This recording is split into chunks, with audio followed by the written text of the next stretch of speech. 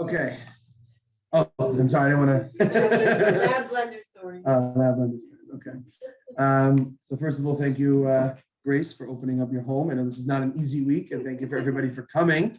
As you said, everybody needs a little bit of a break, maybe change up the game. So hopefully that's good. Today's class, the and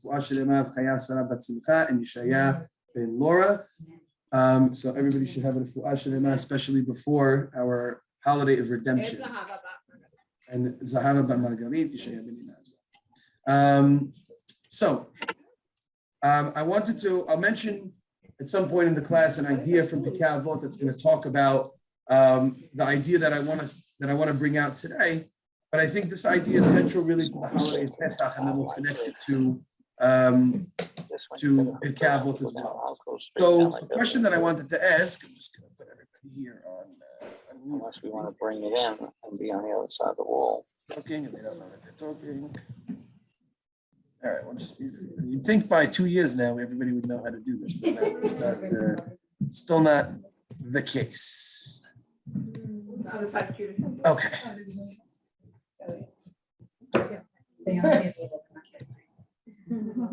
Okay.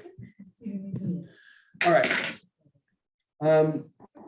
So just by show of hands, anybody here firstborn child? Okay, a few. Very good. Okay, so we're gonna get. Oh, I take you to the cake. Okay. So we'll talk a little bit about that. That'll come up a little bit, huh? Some people get the cookie for the son. So we'll talk a little bit about the fast day on Friday, the Ta'anit Bechorot, and what happens over there. But I like that we have a few firstborns and a few non-firstborns because we'll get the perspective of both. I like to have this conversation in my classroom because you get very passionate ideas. So as a firstborns are the best, right? I'm not a firstborn. I'm number 4, right? Number 4. 4 is the worst. 4 is horrible. 4 is horrible. It's the worst number ever. 4 is absolutely horrible. Yeah, you got to be bookended. You got to be at the top. Okay, so let's open up that conversation. Julie, as a firstborn, I'm going to pick on you. As a firstborn, how do you feel different than the rest of your siblings as far as your role in the family? I have 4 younger brothers, and I mother them till today. Okay. They're 32 to 40, and they're my kids. Do you think it would be different if you had younger sisters, just as a theoretical? I think it's a combination of my personality with the environment in which we grew up, with my father being sick my whole life. So I think I think that I feel responsible to them. I see them, I light up more than when I light up to my own children. By the way, everything she says your daughter said.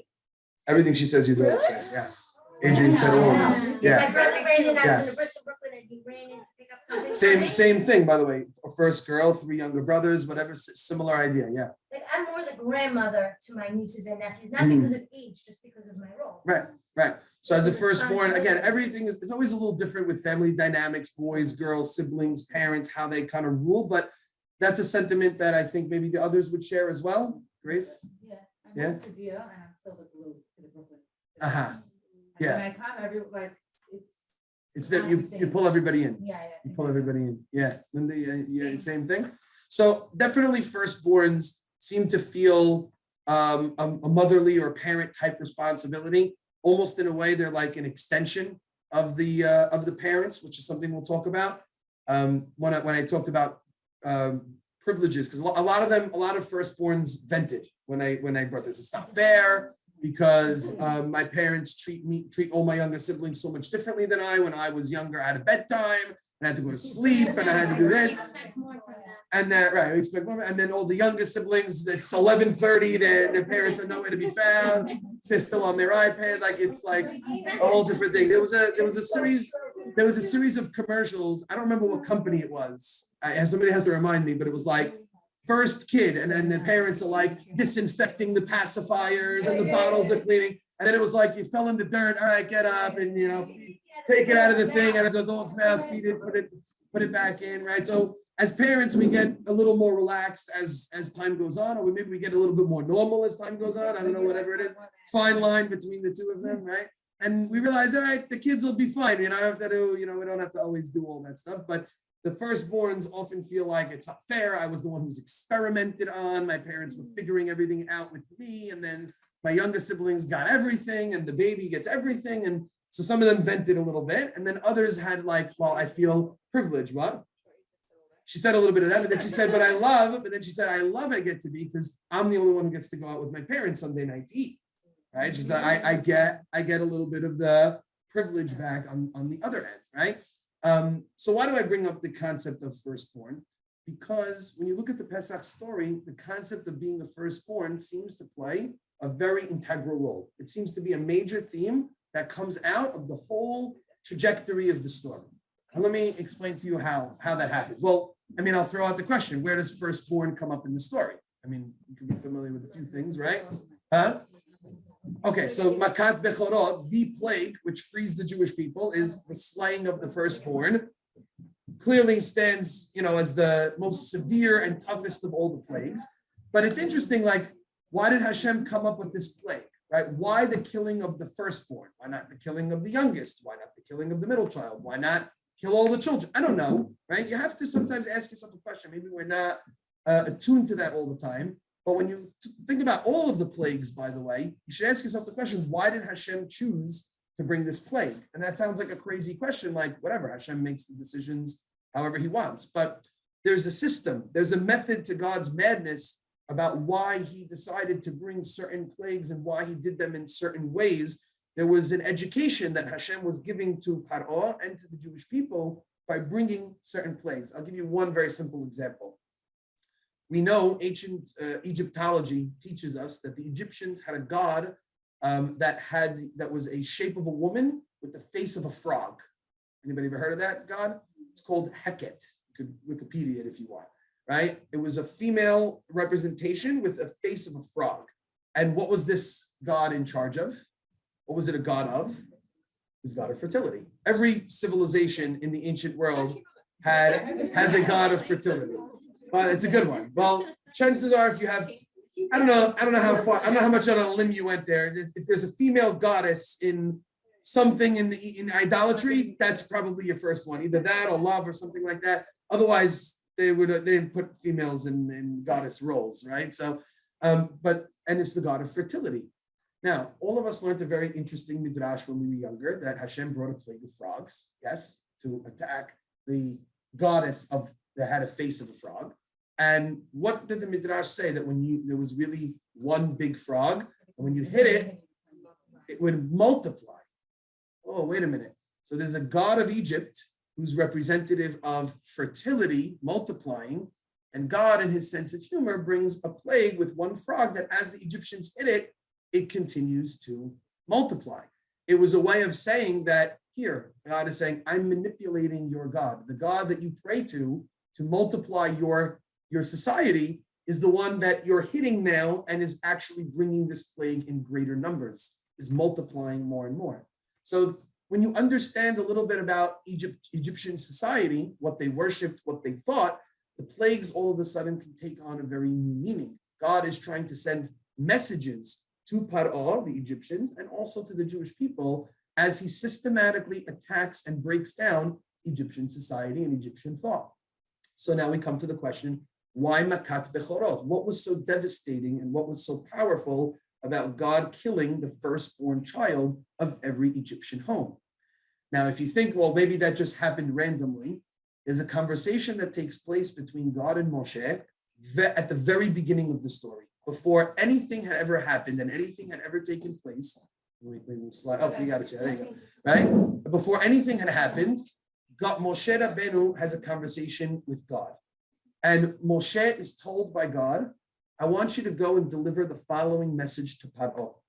I want you to tell Paro, Beni Bechori Israel. The Jewish people are my firstborn child. That is the language that God says, I want Moshe to tell Paro.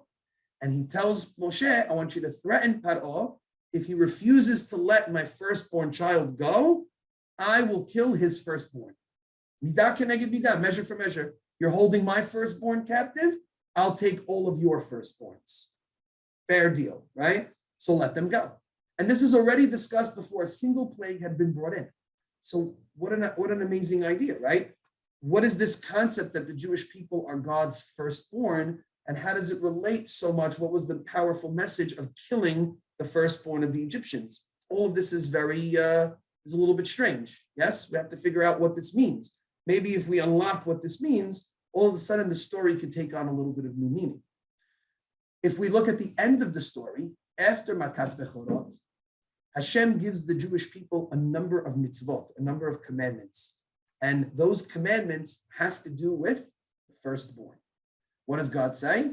Anybody here had a pidyon haben? Yes, you did? Good. So there's a mitzvah that if you have a firstborn male child to two people who are Yisrael, neither Kohen, neither Levi, in a natural birth, that child is sanctified to God, belongs to the Kohen, and the parents have to redeem the child and buy them back from the Kohen in order for them to live a normal role.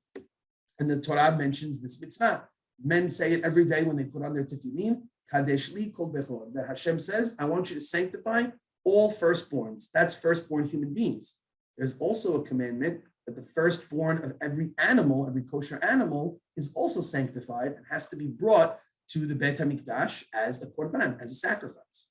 So after the story is over, clearly it wasn't just random that Hashem decided to hit the firstborn. The firstborn becomes a major part. The mitzvot that we have now in the aftermath of this are meant to recall for us the idea that the firstborn was very important to the entire story.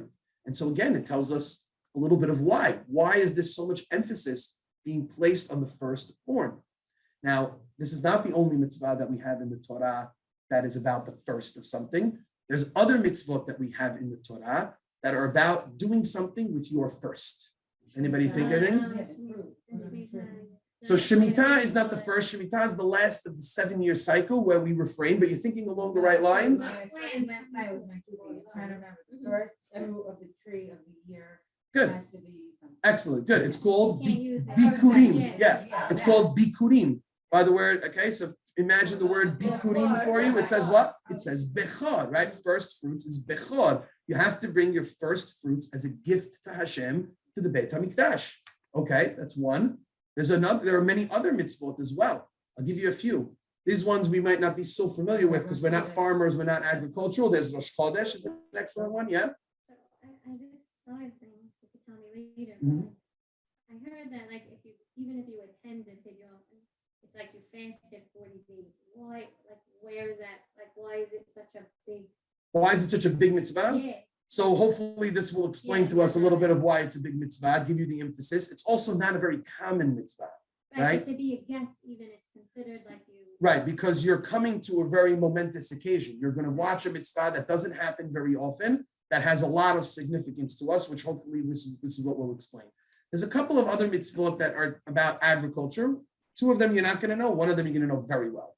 One mitzvah is called Reshit Hagez. Reshit Hagez means if you had livestock and you sheared the wool of your livestock, you had to take, before you could use it to make your own clothing or sell, you had to take a portion, you had to give it to the Kohen. Give it away. The first of your shearings of wool, give to the Kohen. The first of your grain, your wine, and your oil, what did you say? Those are other things. You're in the right ballpark. You're in the right area. Those are other things that we give to the poor. Then there's giving the first of your grain. When a farmer collects all his grain, takes a percentage to the Kohen. When a farmer gets the first of his wine, to the Kohen. First of your oil, to the Kohen. A lot of things we're giving away to the Kohanim because they're the servers of Hashem. 10%. It's Kohanim, it's 2%, and there's the Leviim is 10%. That's why we do 10% tzedakah today. All of these things are definitely there. And then there's one that all of you know very, very well. It's called Reshit, the first of something, and that's Hafrashat Challah, separating the challah. You make a dough. Now, before you can bake it and enjoy from it, you have to take a pull, and usually that pull goes to the Kohen. But today we're a little bit skeptical who's really a Kohen, who's not a Kohen, are we pure, are we impure? So we burn it. That's what we do, especially outside of Israel. But in reality, what should be going on, what we're hoping will eventually come back, that we would take that pull of dough and we would give it to a Kohen. So, and the Torah calls that the first of your dough. So there's a lot of firsts. Torah says, give away your first fruits, give away your first grain, give away your first meat, give away your first wine, your first oil, your first dough, your first this, and give away your first child, but then you got to buy it back, give away your first animal. Why? Why is the Torah telling us to give away the first of everything that we have? Thoughts? Linda? Is that Oh, like yeah. You go ahead, go ahead. Is it like a show of like your emunah, your belief that like like you're gonna have a second, like you're gonna get Okay. more, or I'm giving away my first fruits, but I'm believing that everything's gonna grow back and everything. Truth is, I never thought of it like that, but that is definitely true. I mean, it definitely, For the emunah, son, right. For the son, everyone's like a little, I don't know if I'm not so much, right? We're gonna buy that one back, right? Let's hope for it, right? So, but yeah, so the first of something, yeah, so maybe you're gonna have a second of it. It shows emunah and Hashem. We'll come back to that as well, yeah? Maybe to show a little sympathy, like to the Egyptian that they lost their first of everything, so maybe we want to show that, whatever, like thanking We're God paying- that he didn't take our first, Right. but also to just Paying do homage a little something bit like that, just right. so that we- 100%. We have a lot of those hints, by the way, about how we don't like fully rejoice because there's a slight tempering, very slight, ever so slight, to the fact that there was loss of life, there was casualty in that we were released from Egypt. I'll give you a very simple example. Most holidays we say what? Hallel, and we say full Hallel. All 8 days of Sukkot, full Hallel. All 8 days of Chanukah, full Hallel. Pesach, we only say full Hallel the first day. Past that, half Hallel. The rabbis explain why. Because in the end of the day, it was a calamity that Egypt basically fell and thousands of people had to die in order to release the Jewish people. So we're allowed to rejoice and be happy in our salvation, but we commemorate a little bit and pay homage to the fact that we wished it didn't have to be with such loss of life, that Paro would have figured it out, that they would have figured it out. Didn't happen that way. So this is what was necessary. We don't question God, but we're a nation, we're a people who believes in life and in Selam Elohim and in everybody's life being important. And so, and there were many of ours who also didn't leave. Excellent, 100%, 100%. Any other ideas? Yeah. It seems very simplistic, but there's nothing as special as your first. Why? It's your first time, it's your first experience, it's just, once you've never done it before. Mhm. So I want to try and see if we could take it even a step deeper, because you're right, it's new, it's special, it's first. But let's dig a little bit deeper. What is it inside of our brains and in our emotion that makes the first of something? When you hold that first baby that you had, what is, That's your continuity. That's your continuity, your legacy. You know what it is also? You've changed. The first child that you have, you're now no longer a wife only. You're also a mother. You've been given a new label, right? So when you get married, now you're not only a woman, you're also a wife, you're a spouse. When you have that first child, you've now entered a new world, right? You're a mother. And only that first child is making you a mother. Now, of course, every other child is just as beautiful and just as special and just as beloved, right? But no other child transitions you into a new status that you never had before. You're now a mother, you're now a father. And that's very special to us. Wow, I've done something that I've never done before in my life, right? Now, there's a danger that comes with that. There's a danger when you hold that first child, something that you could think to yourself that is something the Torah doesn't want you to think. What is that? Yeah, you look at your husband and you say, look what we made. And you forget that there was another partner there, that there was somebody who was helping you and controlling that happening all along the way. So when you create something new, when you're a farmer and you planted something and you got your fruit, you created something new. When you're a mother and a father and you created a child, you created something new. You brought life and creation into the world. It's very easy to get drunk on that own power that you have. Wow, look what I made. Look what I did. Look what I produced. Look what we did with our hands. And the Torah says, hold it. When you have that first time you did it, take a step back and acknowledge Hashem. You got to give those first fruits after you worked. You sweat for it. You planted. You sowed. You reaped. You plowed. You went out at night. You lost sleepless nights over it. And then you produce something and you so desperately want to say, look what I did. I want to eat it. No. I recognize the first thing that I give. Oh, that's to Hashem. Those are the things that help recognize that Hashem is really running the world. And that's what the Torah wants to put into our mind. When you make a dough, and making bread is not an easy thing before pre-bash, right? It's not an easy thing, right? Hazita, my wife, I will not buy her one. I refuse. I told her, I said, this is easy way out, right? Nobody send this one. No, nobody send this one. Nobody send this one. She's got enough. She doesn't want it. She said, I don't want one. That means I have to make the bread. I want to buy the bread. But anyway, but like when you make a dough, anybody here make sourdough? You ever done that? Yeah. So it's like a pet. It's like an animal. Like you have to take care of it, right? Can you feed my sourdough? Can you give it, right? At what time of day? It's alive, it's dead, it's not, we don't know. It's intense, right? But it's a huge undertaking to go ahead and do that, right? It's a crazy. When you make it, you feel like $1 million. Look what I did. And the Torah says, hold it. Take a piece of that, give it to Hashem. Hafrasha. Well, no, not hafrasha with the starter. No. When you use the starter is not edible, but when you use the starter to make a regular dough, right? No, what do you mean? You never use the starter to make a dough? Oh, it's not enough. Okay, let's assume you're making bigger. No. Okay, I'm saying. I'm saying assuming it's big enough. I'm talking under the conditions. You get a big starter that whatever it is that produced a massive amount of bread, right? So if you did it enough to do hafrasha, the Torah says, I know you worked hard on this, but a piece of that has to go to the Kohen, because who created the laws of nature that should be able to work that way, that something could rise and you can have a fermentation and a chemical process that human beings can be in tune with and can do. Only that you have to give that credit and that respect to Hashem. You can tell me later, but like, what's the significance of like when you buy in the pigeon, you're exchanging your son for 5 coins. Mhm. What's the significance of 5 coins? Why is it like? So yeah, she's into the pigeon. Now we mentioned the pigeon. So The transaction. it's very simple. It's very simple. It doesn't have such big things. In the Torah, it says that the value, the worth of a child that is newborn is 5 shekalim. It's 5 shekel. So that's how much you need to pay in order to buy it back. So what we typically do, by the way, each of those coins in and of itself is probably worth much more than that. But we like to do 5 separate coins because that's what the Torah says, 5 shekalim, and then we sell them off and we give them to charity and things like that. So the first of something, what we're pulling out here is the first of something really helps you to recognize the hand of God in this world, right? And the rabbis have some amazing statements. The rabbis say a crazy statement. They say the whole world was created for 3 mitzvot. Now, if I asked you that question, what 3 mitzvot would you pick that the whole world was created for those 3 mitzvot? What would you say? Huh? Okay, having children. Shabbat I would have landed on. Keeping kosher maybe, no? Huh? No, obviously it's not. I wouldn't ask the question, right? I'm setting you up, right?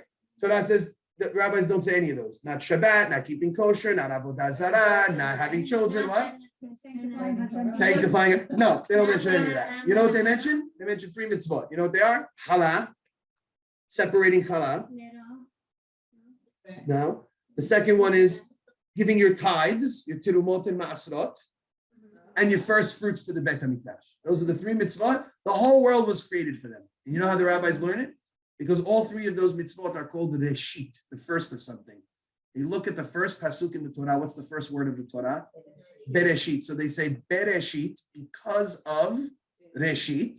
Bara Elohim et hashamayim ve'et haaretz. Hashem created the whole world because of those things that are Reshit.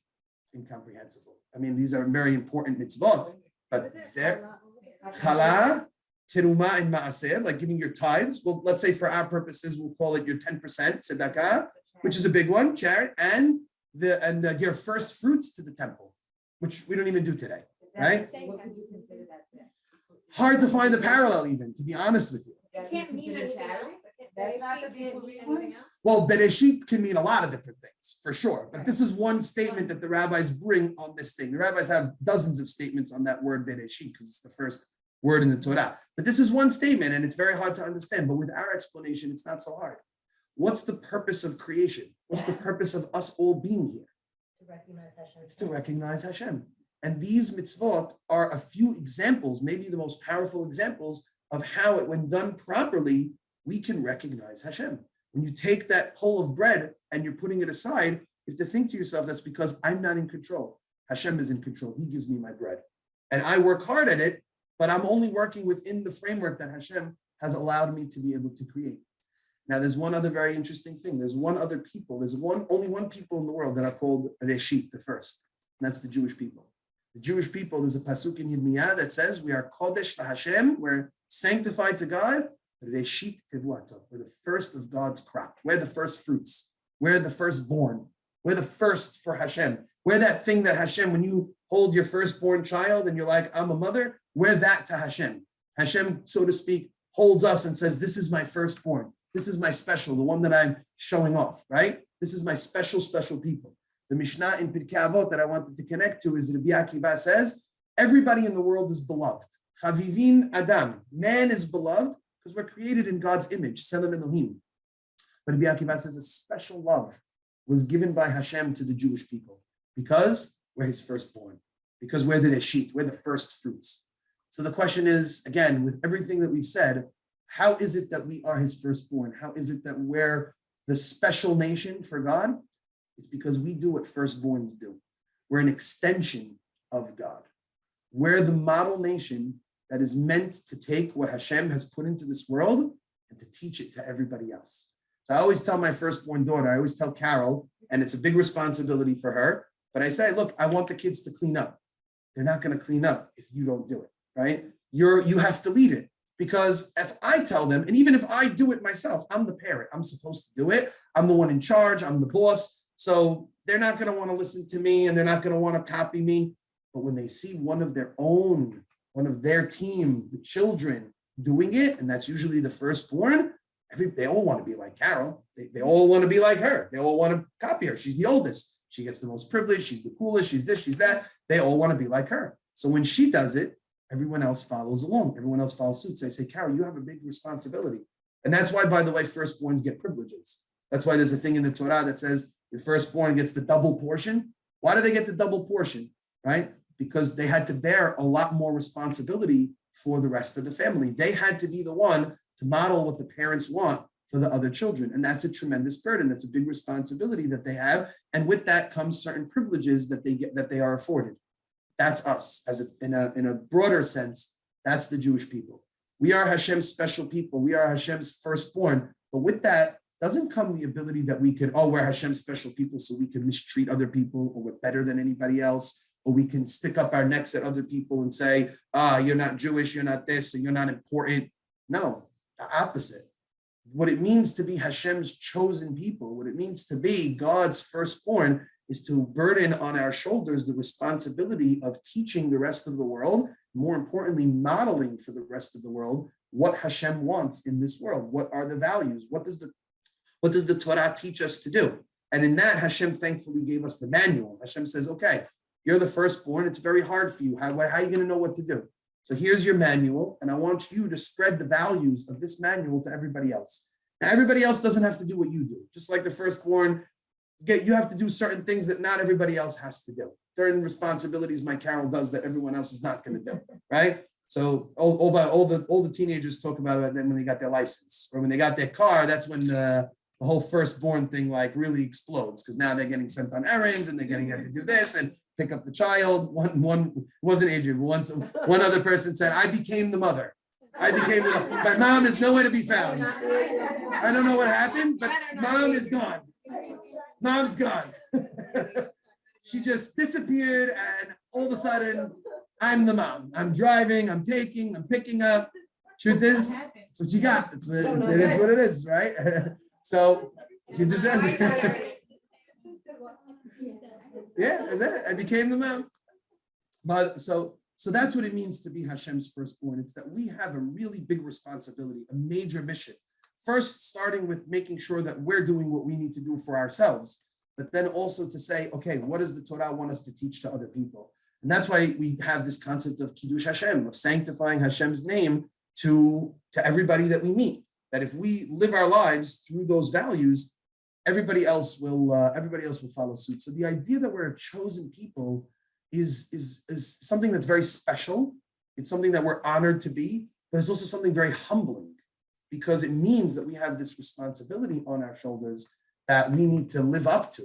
And that's why we're always treated the same way our firstborns are sometimes treated, a little bit less fair than everybody else, so to speak, right? There's more, I heard someone say there's more expected of them, right? There's more expected of us, right? That's why when we do something wrong, God immediately will give us a punishment. And here we are, exiled 2,000 years. Meanwhile, what's the rest of the world doing? How come they're not getting punished, right? The answer is, I expect more from you than I do from everybody else. And that's a weight that we have to bear. And that comes with certain privileges, but it also comes with all of those responsibilities. So it's a very humbling experience that we have to have. And this is the big key. Now we go back to the Makat Bechorot. Why did Hashem kill the firstborns of the Egyptians? Because, as I think Julie said it before, your firstborn child is continuity, right? Is the one, Grace said it, right? Continuity, right? Giving it over, continuity. Well, the firstborn is the one who really is the link in that chain, right? Who does that continuity. So what message was Hashem sending to the Egyptians by killing their firstborn? I'm cutting off your legacy. I'm cutting you off, right? That was what was so devastating. It was a powerful message to the Egyptians. Your values are corrupt. I'm not going to let them perpetuate in this world. I'm going to cut them down. This is why we emphasize our children, not just our firstborns, but our children so much on Pesach. Because the Egyptians knew, how do we stop the Jewish people? By killing off their children, by attacking their next generation, by getting them to assimilate, acculturate, by throwing them into the river, whatever we need to do to the next generation. That's who they target. Right now, the people sitting in this room, we're not under attack for our Jewish values. Nobody thinks that they can get us to not do it. But who do they think they can attack? Our children. That's where the war is. The war is on our children, on our young, on our youth, on the college campuses, out in life. That's who they're going to, because their values are not as strong just yet. And they're the ones who, if they get to the point of strength, it's another generation that they have to wait.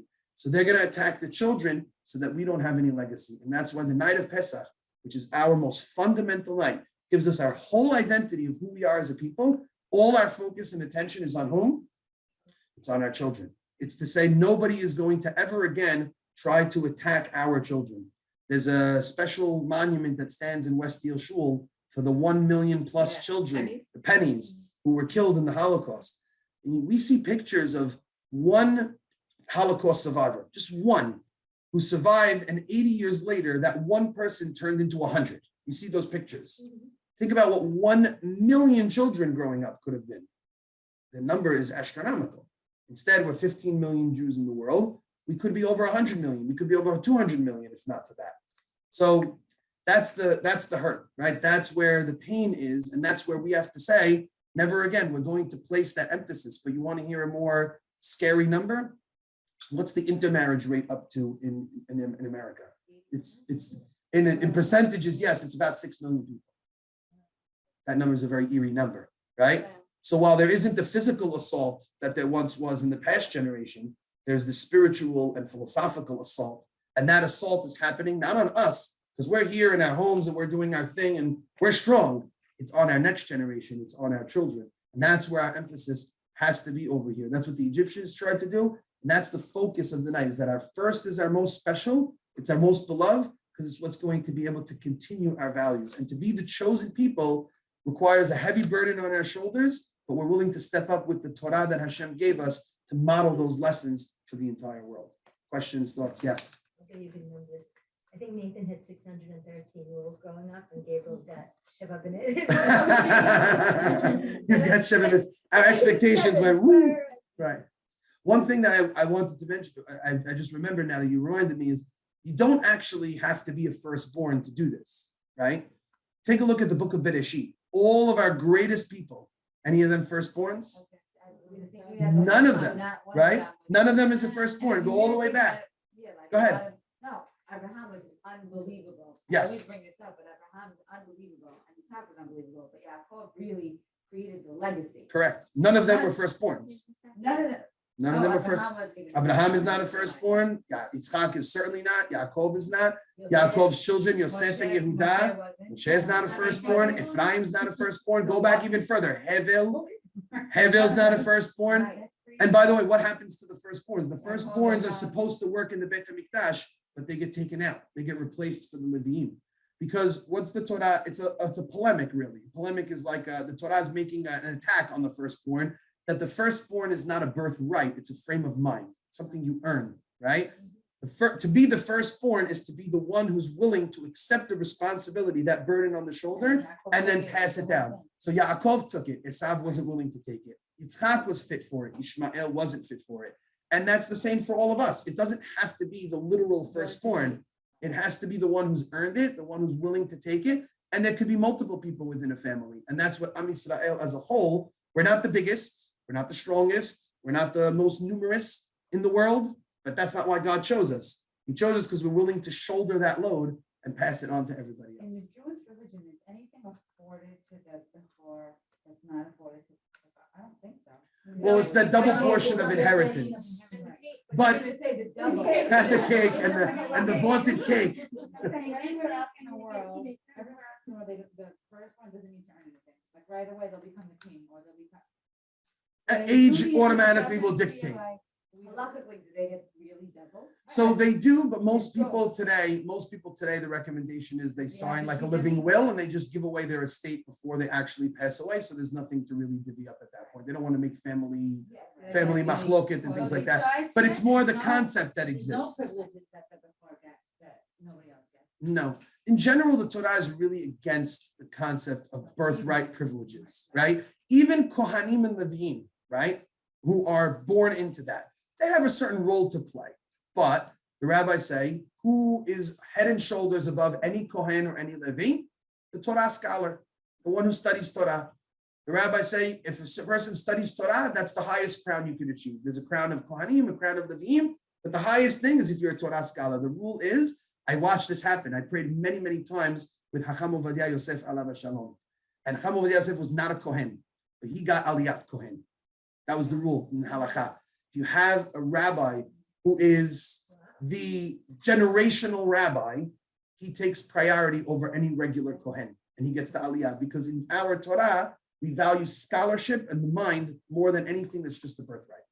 I feel like Hashem killing off the Egyptian firstborn to also be a message that I don't go by this whole you're putting everything and every emphasis on the firstborn. It's going to create arrogance. It's going to create complacency. They're going to think they're getting it without earning it. Yep. So let's get that idea out of the way. And for my Jewish people, they need to earn it. So Yes. they have it before, but they're not really getting much. You need to earn it. go up and Exactly. go on it. Yeah, and you could lose the privilege. The Right. minute the Bechor, the minute the firstborns Right. participated, the minute they participated in Chet HaEgel, Hashem said, out, I'm putting someone else new. You could lose that privilege because if you have to maintain it. You have to at least maintain it. If not, you have to actually earn it. There's some also ideas that the Egyptians worshiped the firstborn. Right. Firstborn was like a god for them, but they gave them a lot of special things. So 100%, that favoritism to something that you're born into, that you feel you have a privilege that you have. And that's why the Egyptians, by the way, took advantage of the Jews. Because what does it mean to oppress another people? How can somebody come to oppress another person? You think you're more privileged than them. You're a birthright. Every king that ever was a dictator, what did they have to do? Divine right. Oh, I'm privileged. I'm a god. I'm more important than you. Even Right? Yosef thought he was like a Bechor and he got shot down. 100%. He had to He go had through a that learning arrogance. experience. Absolutely. 100%. Yeah. Okay. I want to wish everybody a Hag Kasher V'Sameach. Thank you so much. And we'll see everybody after the holiday.